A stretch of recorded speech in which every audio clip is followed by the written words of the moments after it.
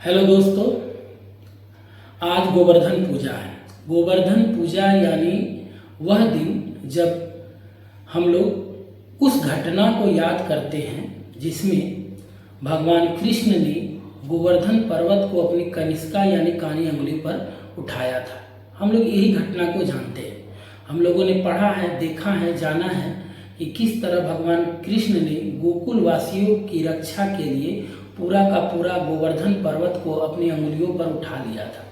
लेकिन यह एक घटना चक्र है, लेकिन इसकी आज से क्या है कथा, उसी के बारे में बताता हूँ। हमारे गांव में आज के दिन क्या किया जाता है कि गाय का गोबर से एक चौकी बनाई जाती है जिसमें गोबर का ही एक दर्शाता है कि भगवान कृष्ण है, यह गोवर्धन पर्वत है, ग्वाल बाल है, गाय है। इस तरह की पीढ़ी बना बना कर रखा जाता है और गोवर्धन पर्वत की पूजा की जाती है।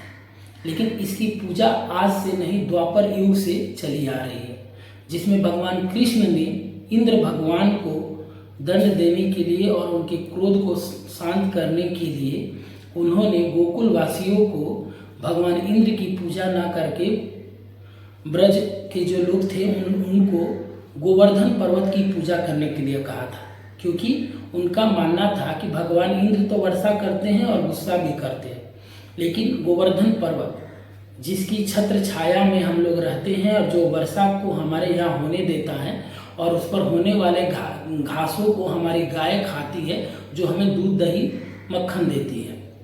तो कृष्ण भगवान के कहने पर ब्रज के लोगों ने, वृंदावन में जो लोग रहते हैं, उन्होंने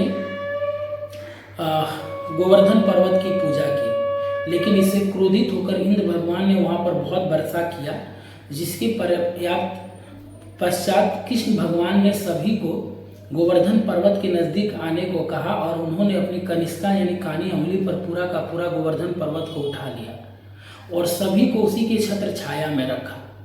जब वर्षा शांत हुई तो इंद्र भगवान को एहसास हुआ कि यह जो कर रहा है बालक वो कोई साधारण बालक नहीं है, और उन्हें जब पता चला ब्रह्मा से कि ये खुद भगवान विष्णु यानी हरि है, तो उन्होंने उनसे क्षमा याचना की।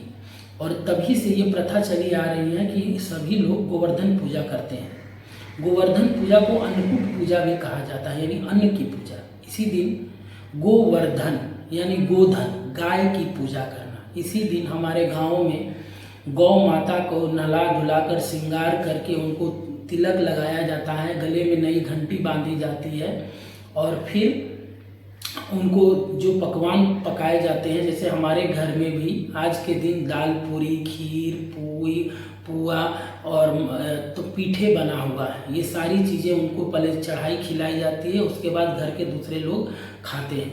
यहाँ पर वो संभव तो नहीं है, लेकिन हमारे गाँव में आज भी उसी विधि विधान से पूजा अर्चना की जाती है। ब्रज की जब बात हो रही है तो ब्रज के बारे में आपने सुना होगा कि 84 कोस में ब्रज फैला हुआ है। ये 84 कोस वृंदावन, मथुरा, बरसाना, नंदगांव और गोवर्धन को मिलाकर, गोकुल को मिलाकर ये 84 कोस यानी लगभग 260 से लेकर 280 किलोमीटर का ये जो रास्ता है 84 कोस माना जाता है, जिसे लोग पैदल, कई लोग इस कार्तिक महीने में पैदल चलकर पूर्ण करते हैं।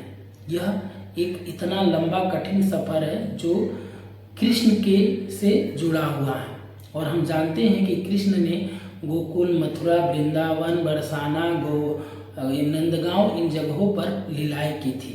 तो उन्हीं लीलाओं में से एक यह कथा भी है गोवर्धन पूजा की। तो आप सभी को गोवर्धन पूजा की हार्दिक शुभकामनाएं।